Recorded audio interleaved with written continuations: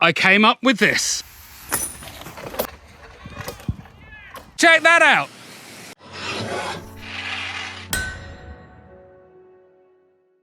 Hi, it's Todd from Todd's Workshop and Todd Cutler here, and I've got some sad news because the Trebuchet is up for sale on eBay right now.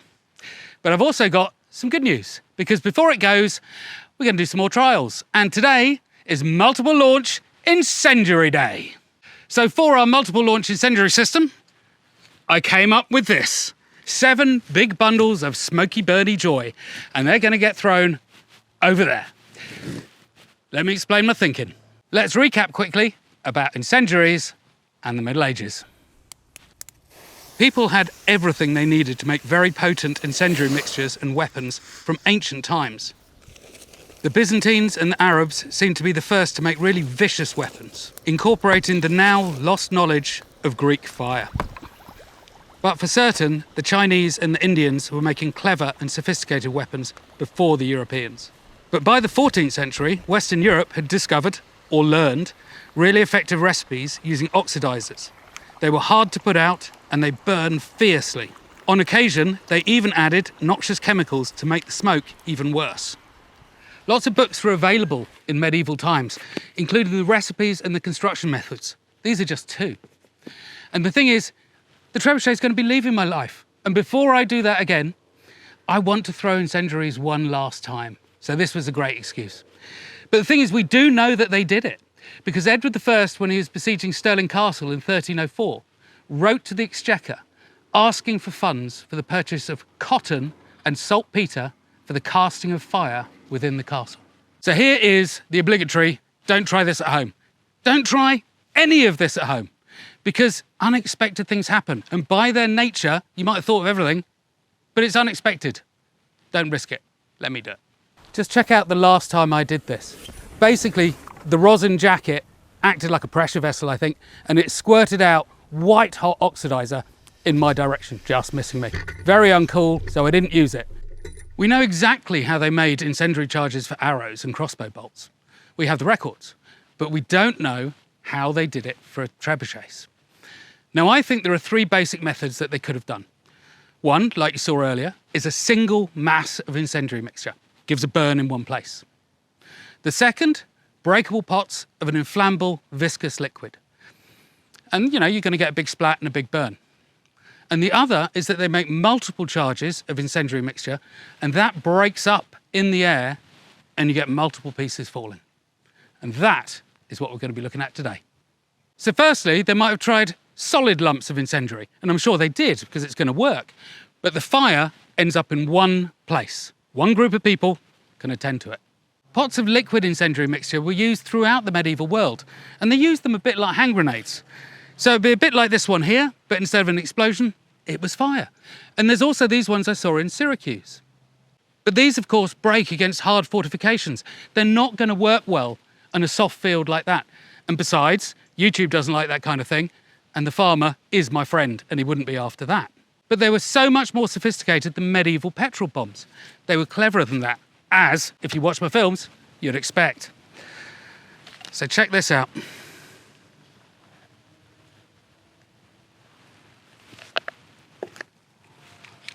A little bit hard to light, but of course, they would have initiator charges, a bit like the fire arrow ones.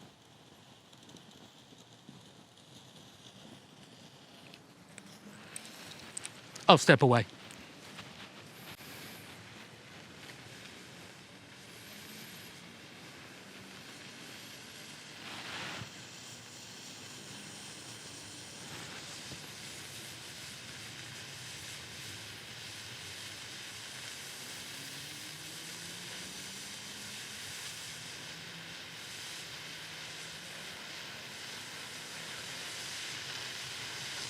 So for me, that just leaves multiple launch delivery systems.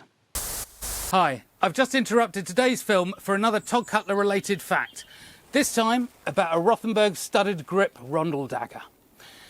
It's not the most comfy thing, but you will never let go of it, it will never slip, and you know exactly where your edge is aligned.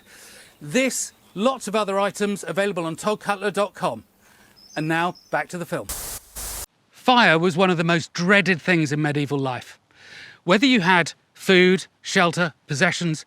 That was the very real difference between life and death in a medieval winter. And the thing about fighting is, if you're worried about what's happening, you can't fully focus on the fighting in front of you. If you're worried about what's happening behind, you have to send people to deal with it.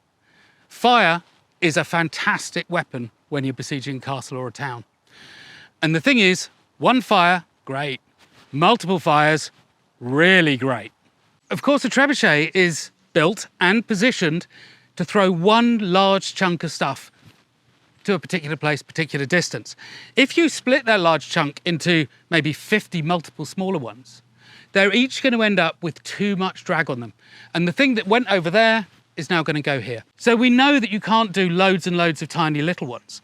But if you break up your projectile into maybe 7 pieces, like this one, they're still going to carry a long way. But if you did that by throwing them loose and they broke up on launch, again, drag will play a big factor and they'll fall short. Throw them as one big lump, all tied together, with a timed fuse burn on it. So at apogee, it breaks apart and they sprinkle. That is my thinking. But before I throw the real incendiary, I'm going to throw a dummy one, because I'm only ever going to do this once, so I want the best possible chance of it being right.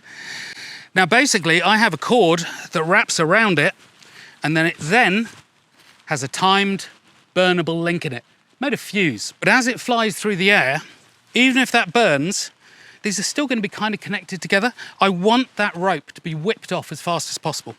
So I've got a streamer tail, and I've got this burnable link on the front here holding everything together. I'll cut that fuse to the right length, and then we're going to start it electrically. So as we trigger the trebuchet, this will ignite as well, and that will give us our timing so it goes off at the apogee of the curve. Yes, they didn't have electrical lighters, I get it. But they did have lots of people, and I don't have those. So I'm doing it this way. So here is the first of our tests. It's a dummy load, and what we really want to see is it flying as one lump until around about the apex of the curve, and then for it to break apart and fall down in multiples. Cross those fingers, Adrian. Fire!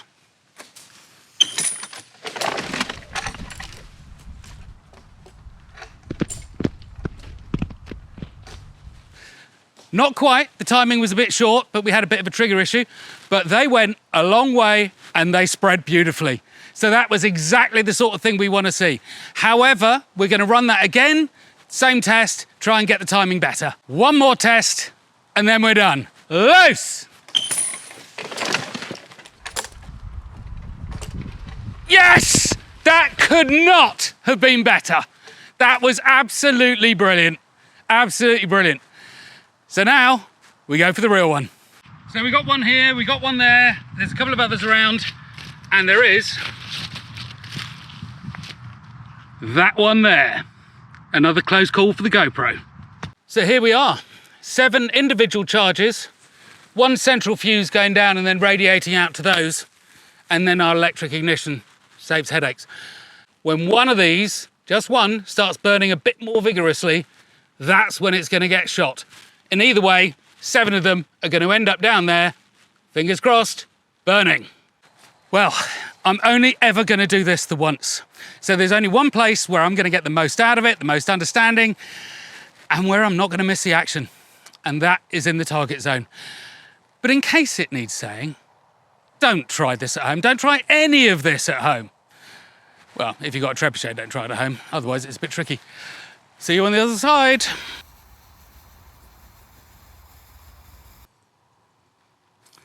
So it's just been lit up. We've got quite a long fuse, probably maybe 30 seconds even. Okay, that's the first bunch of fuses. Should be burning radially now. Oh, and here it comes. Oh, yes!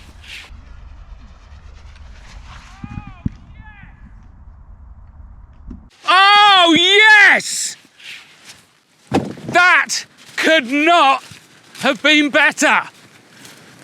Absolutely, look at this. This is exactly what I wanted. Multiple fires, multiple places. It's just, oh, and have a look at it. And it's not just a fiery fire. Check that out. This is just so good. And come over here as well. You've got this smoke, which, don't forget, I haven't put anything noxious in it. But, you know, they used to put arsenic and camphor and all sorts of things in this. This is absolutely an area denial weapon. It is just awesome, and still not very nice anyway. I don't know what to say. It came in one lump, it started to break up right at the end. I could not have asked for more than that. It was just awesome. Now, some of you are going, oh, well, it's not going to throw as far. Well, I've got a little cute tiny baby trebuchet. Let's not forget that. If you had a big one and these chunks were 20, 30, 40 kilos each, they're not going to really fall much short of the main one. Have I proved that this could be done? Absolutely I have. Forget about the electric ignition, that just needed one more guy and a fuse. Would they have wanted this? Yeah, come on, the smoke's gone down. So this is spread over 12-metre distance, width, 6 metres deep. You know, again, bigger trebuchet, bigger spread. These things, where are they going to go? Land, bounce off roofs, bounce off castle walls. I don't know. Yeah, rarely have I ever done anything that has worked as well as that. Is there a conclusion? I think you just saw it. Anyway, if you like this, sign up, subscribe, for goodness sake. If you want to help support the channel, sign up to Patreon. It really helps to do stuff like this. And that's it. Visit the websites. See you again. But my goodness, I'm going to relive that clip there again. That was so cool. See ya.